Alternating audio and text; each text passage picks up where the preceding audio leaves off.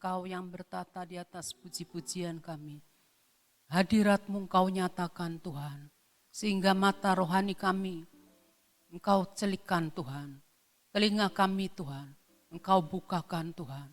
Hati kami yang beku Tuhan, kembali dialiri Tuhan dengan api yang daripada-Mu Tuhan. Engkau kembalikan kasih mula-mula kami. Kami mengucap syukur kepada-Mu Tuhan. Ketika Engkau hadir Tuhan, ada kebangkitan, ada kemenangan, ada sukacita, ada pemulihan, ada kesembuhan. Itu terjadi Tuhan ketika kami terus percaya kepada-Mu Tuhan dan terus mempercayai Engkau. Terima kasih Bapa, kami mengucap syukur. Terima kasih Tuhan untuk Praise and Worship setiap pagi. Terima kasih Tuhan untuk setiap pelayan-pelayan musik, setiap WL Tuhan dan setiap singer yang ada. Kami mengucap syukur untuk semua yang Engkau sediakan. Soundman Tuhan, multimedia semuanya Tuhan Engkau sediakan di tempat ini. Engkau yang menyediakan semuanya. Biar segala hormat, pujian, kemuliaan hanya bagi Engkau. Dalam nama Tuhan Yesus kami mengucap syukur. Amin. Shalom saudara-saudara.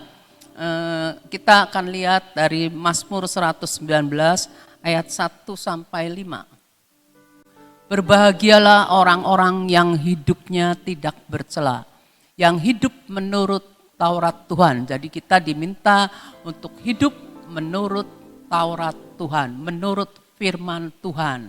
Ya, hidup menurut firman Tuhan. Bukan kita yang hidup seenaknya lagi ya, karena kita semua tahu akan firman Tuhan. Terus yang kedua, berbahagialah orang-orang yang memegang peringatan-peringatannya, yang mencari Dia dengan segenap hati. Pegang peringatan-peringatannya, mencari Dia dengan segenap hati. Terus 3, yang juga tidak melakukan kejahatan, tetapi yang hidup menurut jalan-jalan yang ditunjukkannya. Jalan-jalan yang ditunjukkannya. Terus ayat 4. Engkau sendiri telah menyampaikan titah-titah-Mu, Tuhan yang menyampaikannya, supaya dipegang dengan sungguh-sungguh. Jadi kita terus berpegang kepada firman Tuhan, dipegang dengan sungguh-sungguh. Terus 5, sekiranya hidupku tentu untuk berpegang pada ketetapan-Mu. Saya teringat akan lagu yang sering kali muncul di hati saya, lagu itu iring di kau sabda Tuhan ya, iring di kau sabda Tuhan, ada damai sepenuhnya, ada damai sepenuh. Nah saya suka lagu itu karena waktu saya ya istilahnya saya belum lahir baru, lagu itu tuh menggugah saya. Saya kalau ikut Tuhan pasti ada damai sejahtera. Masih belum ngerti tapi saya suka lagu itu, pokoknya dari lagu lah saya itu. Terus ada yang terakhir ini kan ada lagu gini. Nah, mengikut Yesus keputusanku, mengikut Yesus keputusanku, ku tak gentar. Jadi ketika kita ikut Yesus, ku tak gentar. Kita nih enggak akan gentar. Saya waktu kecil pernah diomong gini sama saya. Kamu kecil-kecil sudah mulai gereja, kata dia, sudah mulai gereja. Nah, saya pertama kali ke gereja. Saya pertama kali ke gereja itu di gereja Philadelphia. Nah, nanti kamu jadi kodok. Saya pernah diomong gitu. Saya nggak ngerti. Dalam hati saya nggak mempan. Pikir saya pasti nggak mempan. Nggak mungkin lah dia bisa menciptakan saya jadi kodok ya. Waktu itu saya nggak ngerti tentang perang. Tolak dalam nama Yesus enggak. Pokoknya dia ngomong begitu. Lihat aja dalam hati saya itu, lihat aja nanti gitu. Tapi akhirnya saya jadi orang percaya, dia sampai akhir hidupnya tidak jadi orang percaya. Nah, siapa yang kodok istilahnya tuh ya, siapa yang kodok. Aduh Tuhan ampuni gitu ya. Terus kita kalau lihat ya, dalam kita mengiring Tuhan, ikut Tuhan, maka kita ini aman. Kenapa? Ngiring Tuhan, ikut Tuhan. Tuhannya ada enggak? Tuhannya pasti ada kan? Tuhannya pasti ada gitu ya. Tuhan yang jadi perisai kita, perlindungan kita. Jalannya Tuhan itu sejahtera semata-mata. Kaki kita tidak akan goyang. Tidak akan goyang. Kalau ketika kaki kita goyang, kita ingat, oh yang saya ikuti ini firman, bukan omongan manusia. Yang saya ikuti adalah Tuhan gitu ya. Kita harus selalu ingat itu. Mazmur 17 ayat 1 sampai 5.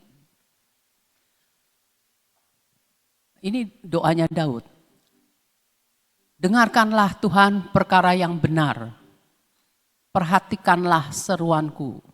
Berilah telinga akan doaku dari bibir yang tidak menipu. Terus. Daripadamulah kiranya datang penghakiman. Matamu kiranya melihat apa yang benar. Jika engkau menguji hatiku, memeriksanya pada waktu malam dan menyelidiki aku, maka engkau tidak akan menemui suatu kejahatan, mulutku tidak terlanjur.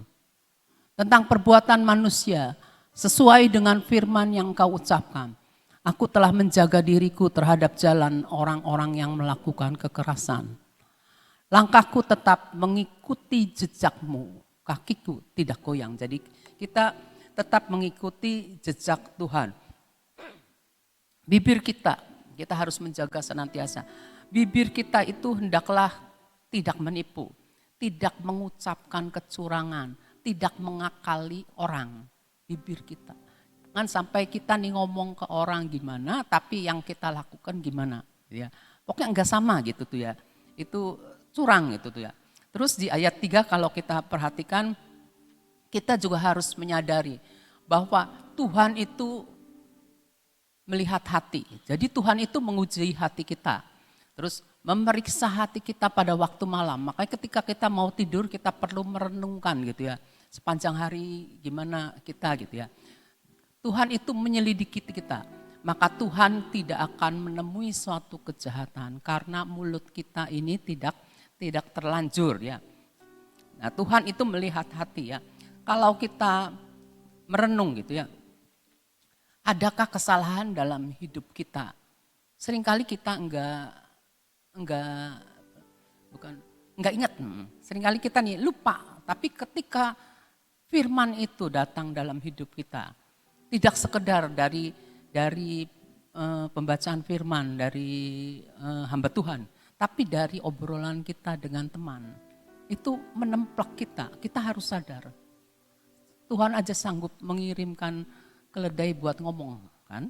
Nah, kita juga harus bisa menerima akan perkataan orang itu yang lah si ini firman gitu. Ini nih firman gitu ya. Dalam hidup kita ada enggak yang disembunyikannya yang belum kita akui. Ketika kita menyadari obrolan itu kita sadar, oh iya ya, langsung kita minta ampun. Seperti Ibu Nani katakan kalau enggak salah lagi hari Selasa ya Ibu Nani ngomong harus diakui. Kalau belum diakui, kita sadar dan belum diakui, Tuhan belum mengampuni. Kita harus menyadari akan hal-hal itu. Kita lihat di Yeremia 5 ayat 25. Kesalahanmu menghalangi semuanya ini, dan dosamu menghambat yang baik daripadamu. Jadi ada kesalahan. Apakah dalam hati kita yang kita mungkin tidak sembunyikan, tapi kita enggak nyadari kesalahan kita apa gitu ya. Terus, dan dosamu menghambat yang baik daripadamu. Adakah dosa yang kita lakukan yang harus kita akui di hadapan Tuhan? Kadang orang enggak ngerti kesalahan, enggak ngerti dosa. Kenapa? Karena enggak ngerti firman.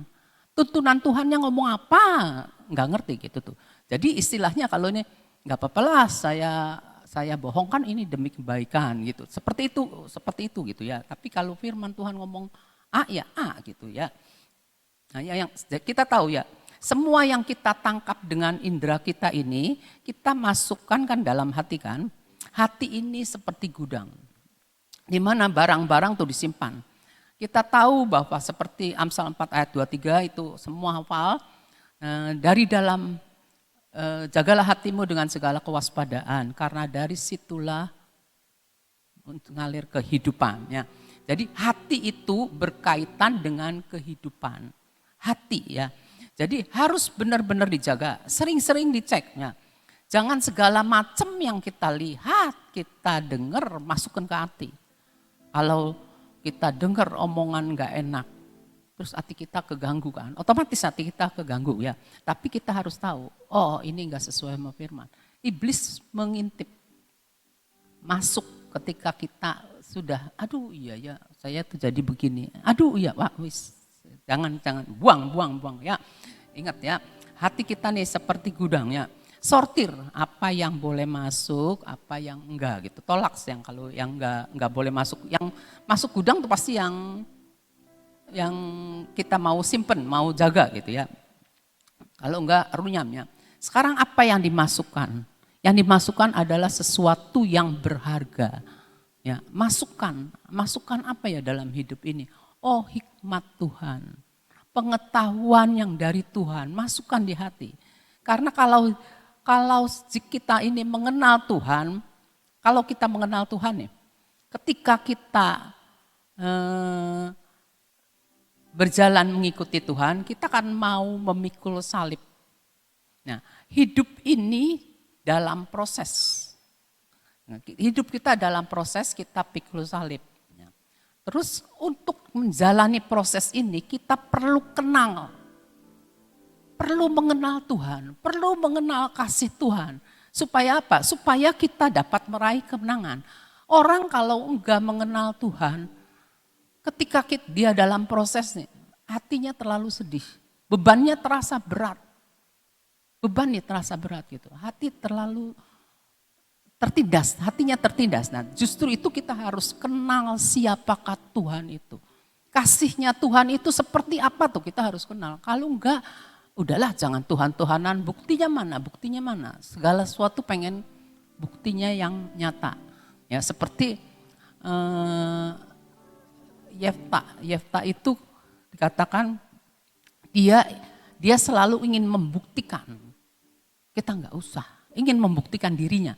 Nih gini, orang yang biasanya doyan membuktikan tuh otot gitu ya. Kita belajar untuk tidak seperti itu ya. Nah kalau kita lihat Daud ya, Daud dalam prosesnya itu dikejar-kejar, pengen dibunuh gitu ya. Terus dia diusir, terus dia dihina sama Simei ya. Itu proses Daud mengenal Tuhannya. Udahlah kalau Tuhan izinkan dia melakukan itu terhadap saya, pasti Tuhan punya maksud. Kita harus berpikir seperti itu. Apapun yang gak enak harus berpikir bahwa itu Tuhan punya maksud. Kita gak tahu maksudnya apa gitu ya. Tapi kita tahu bahwa Tuhan itu luar biasa. Seperti misalnya gini, kita tahu pandemi. Pandemi kalau dilihat-lihat pandemi nih ya. Tadi pagi saya baru dapat renungan seperti itu. Pandemi nggak tahu kapan selesai. Sekarang sudah mulai berani buka masker gitu ya. Maksudnya terus-terusan ya. Terus akhir tahun kah? Atau tahun depan kah? Tahun kapan? Nggak ada yang tahu. Siapapun nggak ada yang tahu. Kapan gitu tuh. Sebabnya gimana sampai sekarang belum pada jelas. Nah, kita nih kayak orang Israel. Diputar-putar sampai berapa puluh tahun. Enggak tahu mau kemana. Pokoknya kata Tuhan nuntun untuk kita ke sana, berkemah di sana, pindah ke sana, terus menerus. Tidak tahu, tapi kalau kita hanya tahu satu dari pengalaman orang Israel, bahwa Tuhan memelihara, makan minum disediakan. Bahkan Tuhan memberi bukti bahwa kamu dibedakan dengan orang Mesir. Orang Mesir kena kutuk, tapi anak-anak Tuhan enggak. Kita harus senantiasa ingat perbuatan Tuhan di masa lalu. Perbuatan Tuhan di masa lalu itu buat menjadi peringatan bagi kita. Karena kita ini kepengen tetap percaya sampai Yesus datang. Jangan sampai Yesus datang, kamu udah tidak beriman lagi, enggak kuat menahan omongan segala macam, takut gitu tuh ya. Jangan sampai seperti itu ya. Nah Daud enggak balas enggak apa, tapi akhirnya destiny Daud itu berkemenangan dan dia bisa jadi raja. Bisa jadi raja ya. Nah mulut yang tidak terlanjur, itu tidak terlanjur, kita terlanjur keceplosan. Kalau orang keceplosan kan terlanjur kan, mulut kita nih dijaga, jangan sampai tidak terkendali. Kita nih harus menjaga perkataan. Jangan terburu-buru bicara. Yefta itu menurut saya buru-buru bicara. Jadi buru-buru nasar. Padahal kalau untuk bernasar kan Tuhan kan harus kudus gitu ya. Harus bicaranya hati-hati gitu ya. Jangan emosi ya. Nah, kita enggak bisa nih nahan lidah kita. Kita serahkan lidah kita ke Tuhan. Roh Kudus akan dapat menolong dan melatih kita untuk terus-menerus lidah kita ini dikuasai oleh Tuhan ya. Kitanya dilatih gitu ya. Lidahnya seperti api, seperti firman Tuhan katakan, kecil tapi jika membakar tidak terkendali. Kalau perkataan seperti lidah itu kayak perkataan kita ya. Kalau perkataan kita tidak terkendali itu seperti api. Ya kita ngomong nih, pasti orang itu marah. Apalagi nadanya gitu ya, marah. Saya ngaku kadang, saya belajar untuk sampai emosi saya ketika bicara itu jangan gimana gitu ya. Mimik saya gitu, gimana ya. Seorang yang lembut, ya, seorang wanita yang lembut, saya ngaku di sini. Bilang gini, Pek, kamu kalau bicara tuh kayaknya nada kamu tinggi loh. Terus mata ngomong seperti itu, matanya jangan dalam hati, aduh untung ada yang ngomong gitu. Jadi setiap kali saya nyadar, Tuhan ampun gitu ya. Saya tepat-tepat minta maaf ke orangnya gitu ya. Nah, seperti itu ya saya belajar gitu ya. Nah sebab apa? Perkataan yang tidak terkendali itu seperti api membakar, ngerusak orang, ngancurin orang. Tapi kalau kebakaran itu ninggalin apa? Ninggalin bekas kan, ada bekas. Begitu juga perkataan. Saya ingat papan kena kayu, papan kayu dipaku, jadi ninggalin bekas. Nah sama aja kalau kebakaran ya ninggalin bekas. Nah, lidah kita nih hati-hati, jangan membakar emosinya orang, membuat orang berdosa ya. Enak aja, maaf. Saya emosi, maaf, tapi ada bekasnya enggak? Kata saya sih tetap ada bekasnya, teringat tuh. Walaupun hati kita enggak mau nyimpen ya, kita enggak mau nyimpan, tapi bekas tuh ada. Terus ya, nah lidah itu dapat merusak hidup kita, dapat merusak hidup orang lain. Kalau namanya lidah bisa merusak ini, bisa merusak si itu, kita harus tahu bahwa ini termasuk pelanggaran. Dan pelanggaran itu apa? Temennya si perusak. Pelanggaran adalah temennya si perusak. Ya ngerusakin gitu tuh ya. Jangan gitu ya. Nah terus yang saya akan siarkan itu langkah. Kalau kita melangkah, sekarang saya melangkah ke sini, saya mau turun sebentar lagi digantikan. Nah kalau melangkah itu ada tujuannya kan. Nah kalau kita melangkah ya, itu menentukan tujuan hidup kita. Ingat, siapapun melangkah kemana itu menentukan tujuannya. Nah, ikut Tuhan, ya, kita melangkah ikut Tuhan. Berarti kita harus ada di jalurnya Tuhan. Ada di jalurnya Tuhan. Kalau ada di jalurnya Tuhan, maka kita tidak akan tersesat ya. Terus ikuti tuntunan Tuhan saja. Jangan ngikuti keinginan maupun perasaan atau emosi. Saya juga kadang-kadang emosi gitu ya, ikuti perasaan maksudnya. Jangan sampai berlarut-larut gitu, sadar gitu ya. Kalau kita memikul salib itu seperti Tuhan Yesus ya. Yesus pikul salib naik ke gunung Golgota. Itu kan naik ke gunung gitu ya. Nah, terus kita nih harus ingat ya.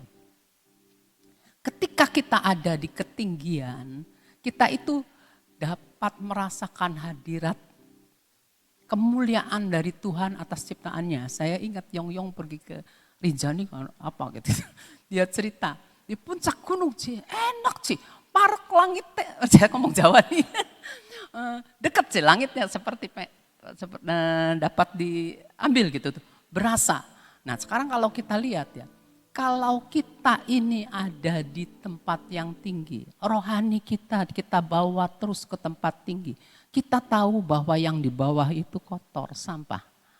Kalau saudara pernah memberkati kota, saudara pergi ke tempat yang tinggi, saudara akan melihat melihat dengan hati saudara betapa dosa, kesalahan, pelanggaran, semua yang kotor dapat kita lihat kalau kita di tempat yang tinggi. Jadi saudara jangan mandek rohaninya. Terus naik, terus naik. Jadi apa yang menjadi kebutuhan orang-orang yang masih di bawah itu saudara akan tahu. Kita harus naik ke tempat yang tinggi. Naik itu tidak gampang, turun gampang. Saya juga pernah naik ke gunung tapi nggak sampai ke puncaknya. Naik tuh aduh agak harus hati-hati. Tapi kalau pulang drudut saudara, drudut tuh cepet gitu tuh. Kalau naik tuh wah udah ampun. Nah juga dalam kerohanian seperti itu ya. Kalau kita mau naik tidak mudah. Ada proses-proses itu ya. Tapi jangan sampai saudara melakukan sesuatu yang Tuhan tidak suka. Jadi saudara nanti akan turun. Kalau sudah turun, turunnya tuh cepat sekali gitu ya. Kita harus benar-benar mewaspadai ya. Kita harus terus lakukan untuk kita ini melakukan sampai kedekatan kita dengan Tuhan. Terus naik, terus naik, terus naik. Berhenti sebentar, istirahat, oke. Tapi terus lanjutkan. Terus lanjutkan, jangan terintimidasi, jangan tertipu. Kita tahu si jahat bekerja terus menerus. Supaya kita ini gagal. Gagal di tengah, tapi kita tidak mau gagal. Kita akan terus. Sion akan terus naik, naik, dan tidak pernah akan turun. Amin, itu aja yang bisa saya bagikan. Terima kasih. Bapak kami mengucap syukur Tuhan untuk firman-Mu. Kami menyerahkan hati kami. Engkau tahu hati ini sering dirusak. Tapi kami mau menyerahkan ke dalam tangan-Mu Tuhan. Supaya Engkau yang pegang hati kami. Engkau tahu apa yang kami butuhkan. Dan Engkau sanggup untuk membuat kami terus menjaga hati kami. Supaya hanya kehidupannya mengalir. Bukan sesuatu yang kotor. Bukan sesuatu yang membawa kepada kematian. Tuhan terima kasih. Firman-Mu Tuhan terus menuntun akan setiap kami. Kami juga mau mengucap syukur Tuhan untuk bangsa kami. Kami berdoa di dalam nama-Mu. Setiap perkataan-perkataan negatif yang ditujukan kepada bangsa kami. Perkataan-perkataan negatif yang ditujukan kepada kota kami. Semuanya Tuhan, Engkau yang bantun, Engkau yang bersihkan Tuhan. Atmosfer bangsa ini, atmosfer kota kami Engkau bersihkan Tuhan. Bersihkan Tuhan, bersihkan Tuhan. Karena darah-Mu sudah menebusnya Tuhan. Dan kami percaya bahwa kota dan bangsa kami ini milik-Mu Tuhan. Milik-Mu Tuhan dan bukan milik yang lain Tuhan. Tidak satupun yang sanggup melawan Engkau. Kami percaya Tuhan. Kami mengucap syukur. Terima kasih Tuhan untuk tempat yang Engkau sediakan untuk kami boleh beribadah. Kami mau tinggikan Engkau di dalam pelayanan kami. Engkau yang menarik banyak jiwa-jiwa yang membutuhkan Engkau Tuhan. Untuk mereka Tuhan boleh mengalami pemulihan. Boleh mengalami restorasi. Boleh mengalami transformasi Tuhan. Sehingga semua orang akan merasa berbahagia karena mereka bertemu dengan Engkau Tuhan. Bertemu dengan firman-Mu, ada dalam hadirat-Mu. Kami berdoa Tuhan, Engkau terus bekerja dan berkarya. Dan kami bawa setiap anak-anak-Mu Tuhan, untuk Engkau tuntun ke jalan-jalan-Mu Tuhan. Dan biarlah setiap anak-anak-Mu tidak ada lagi yang mengeraskan hati Tuhan. Semua mau untuk Engkau tuntun dengan roh-Mu Tuhan. Terima kasih kami mengucap syukur untuk pagi ini Tuhan. Saat ini Tuhan kami membutuhkan akan pengurapan yang daripada-Mu Tuhan. Ketika kami percaya akan pengurapan ini Tuhan, Bapak Engkau mengurapi kami, sesuatu sedang terjadi dalam hidup setiap kami. Terima kasih.